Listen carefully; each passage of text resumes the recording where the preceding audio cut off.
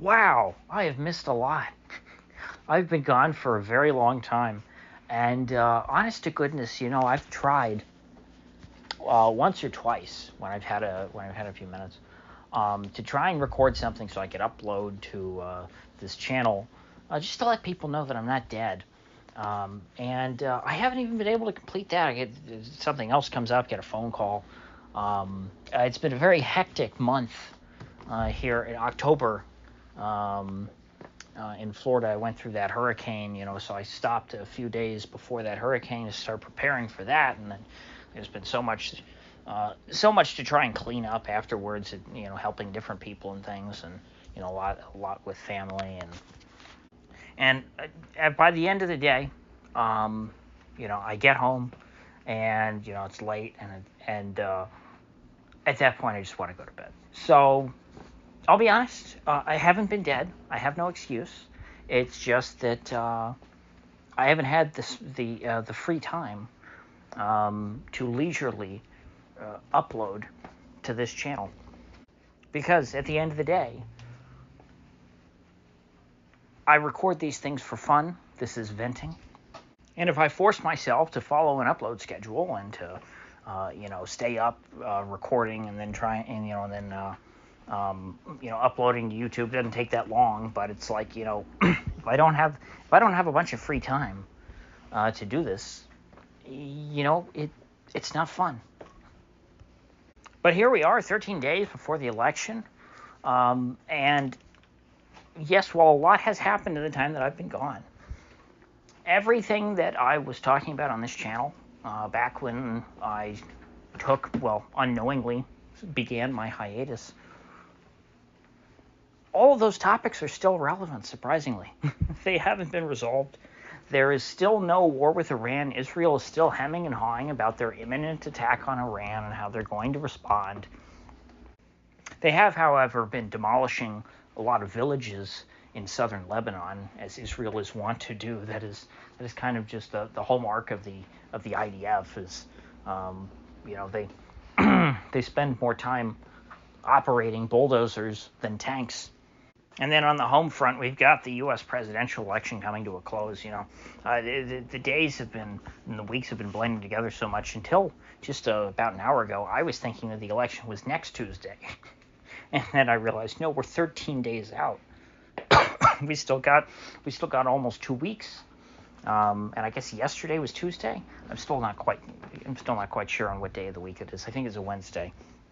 And I think there's almost a consensus at this point, a bipartisan consensus, that Donald Trump has this wrapped up in the bag. It's not a matter of if he'll win or not. It's a question of to what extent. And that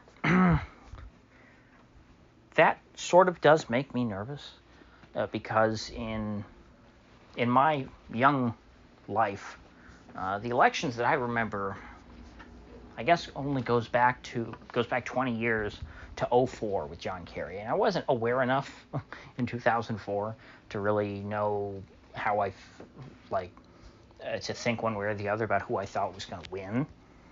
And then by 2008, of course, Bush was on the outs. Nobody liked John McCain, even Republicans that I knew. If there was any enthusiasm in that election at all, it was for Sarah Palin, certainly not for John McCain. So it wasn't exactly a shock when Obama won in 2008. Moving on to 2012, nobody liked Mitt Romney. There was some hope, because people didn't like Obama, that Romney could win, but when he lost, it was no surprise. The real surprise came when Donald Trump won in 2016. I was certainly surprised. I believed all the hype that he couldn't win. I believe that, this is just a meme campaign. It'll die at some point. Trump will drop out like Ross Perot because he'll get buyer's remorse and say, no, I don't really want to be president. I was just running to make a point. And that never happened. He stayed in the race, and the glass ceiling at the Javits Center was saved. It was not shattered by one Hillary Rodham Clinton.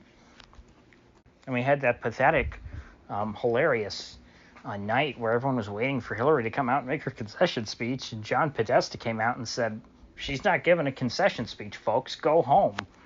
I mean, it was comedy gold.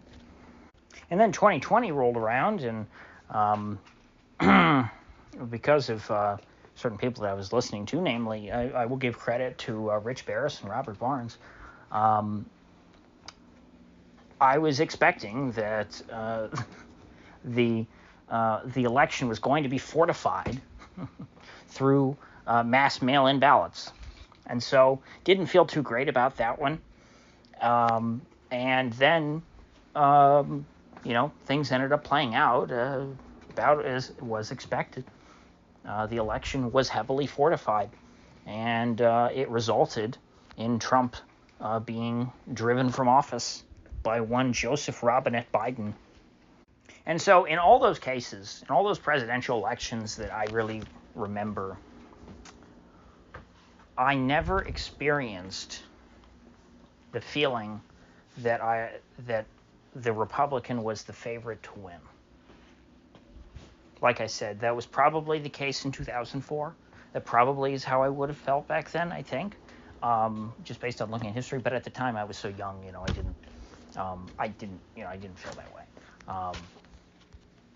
Like my experience gauging the feel of the election was limited to yard signs, and to this day, I can picture in my head, the Bush-Cheney yard sign. Couldn't tell you what a John Kerry yard sign looked like. Nothing comes into my mind. I have no idea what a Kerry yard sign looked like. Frankly, I saw maybe one or two. So that was the extent of my awareness. But 08, 12, 16, 20, in all those cases, didn't feel very good about the Republicans' chances. And so here we find ourselves in 2024, and the most likely outcome, based on everything we know, is that Trump is going to win 312 electoral votes. That's the base case. That doesn't mean it's his floor. That doesn't mean it's his ceiling. That's the base case. That's the most likely outcome based on all the data that we have so far. Trump, it looks like, is going to win the old-timey swing states, the ones that are no longer swing states, Iowa, Ohio, and Florida, by double digits, by around 10% in each of those states. He's going to win the 2020 states that flipped to Biden, that had been long-time reliable Republican states, Arizona and Georgia. Trump looks like he's going to win those by about 5. Newcomer Nevada, which has been blue since 2008 in presidential elections. The last Republican to win there was Bush in 2004. Trump kept it a very close race in 2020. He almost picked it off in 2016, and then almost picked it off again in 2020, despite the fact that that was a much worse environment for him overall. And so, to me, it's been sort of a given that, if Trump is doing better in 2024 than he was in 2020, well, obviously the trend would easily push him over the edge in Nevada. North Carolina only went blue that once with Obama in 2008, which was a massive wave for Democrats. Obama won Indiana, for God's sakes. So North Carolina, not really in play. There's a question about all those hurricanes. Oh my gosh. That reminds me, all the flooding in North Carolina, I don't think I even talked about it on this channel. And what I thought that I don't know if that happened before I was gone, or if that was while I was not recording anything. But I have a very bad feeling about Western North Carolina, their ability to vote, obviously, in addition to all of the terrible things that happened to them in terms of the storm. Because, if your entire society is devastated and erased, washed away by the flash floods and the mudslides, you're not exactly able to hold an election. But it seems that Trump is going to win despite that. Even the Harris campaign is leaking publicly that they don't feel like they're going to win North Carolina. They also said that about Michigan, which is even more damning, because as it comes down to it, with 13 days out, it's still the same old case. Trump needs to pick off just one of the 3 Rust Belt swing states from 2020, Wisconsin, Michigan, or Pennsylvania. Any one of the three will do, but all three seem to vote the exact same way. At least that's been the case since '88. And so, but still, even though they seem to always vote the same way as a bloc, I would feel much better in Trump's position only needing one of them versus Harris, who needs all three. I mean, that's an inherent disadvantage. And so I don't understand why the Harris campaign, would focus on any other state. Because, Georgia, Arizona, North Carolina, you don't need those. And those are reach goals. Like, focus on what you need.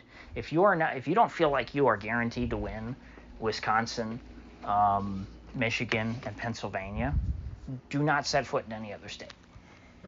I mean, frankly, this should have been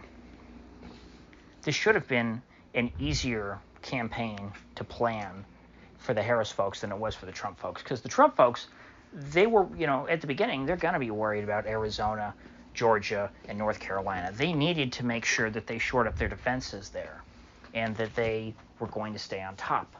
Now it looks like they've wrapped up those three states. And so, it's really just a matter of picking off one, but most likely all three, Wisconsin, Michigan, and Pennsylvania. But the Harris campaign, they never needed to worry about the Sun Belt states. Never should that have been a concern of theirs, because they didn't need them. Unless they felt like that they had wrapped up Wisconsin, Michigan, and Pennsylvania. So those are the only places that you needed to be. But anyway, I mean, it is what it is. They got 13 days. And I don't see how you turn this ship around that quick. So I hate to say this, but, because it's just, I feel like getting greedy is not smart. But, even if I have no impact over the outcome of this election, it's just I don't want to jinx the whole process. At this point, I'm not really curious of if Trump will win or not. I'm curious by how many states he can pick off, because that to me is like what makes elections exciting, seeing unexpected things happen, picking off unexpected states. A New Hampshire, a Virginia, a Minnesota. Not that I think that any of those are super likely. After all, the governor of Minnesota is on the Harris ticket. But still, these are possibilities at this point, based on what we know now. Like I said, 312 seems to be the base case. It could be less than that. And yes, it could even be below 270. Trump very well has a chance of losing.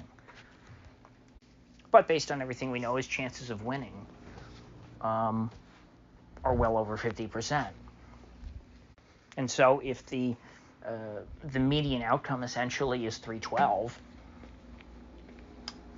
well, what does a particularly good night, what does a better night than that for Trump look like? If it's better than the median outcome, what would we expect? Is New Mexico, could that be a surprise? If you look around New Mexico, it wouldn't be that surprising.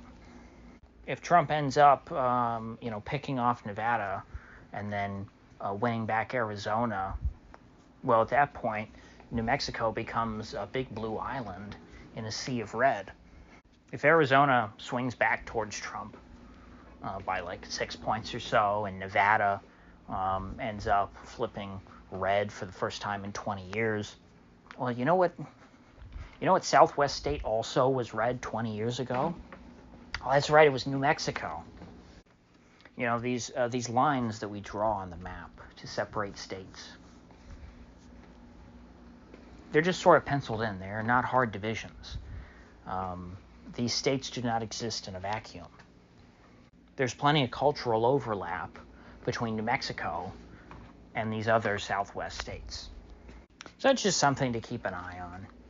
Something I'll be watching for. I mean, I can't wait. Elections are so fun for me. I wish we had them every year, honestly.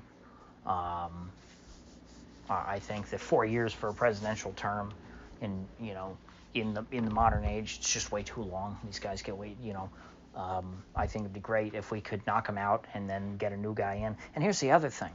If we only had 1 year terms, The elections would be lower stakes, and people would be more willing to take risks on outsiders, I think. But that's a topic for a different day. Anyway, I think I'll wrap things up there for now. I just kind of wanted to give my 10,000-foot overview of what's been going on with the election.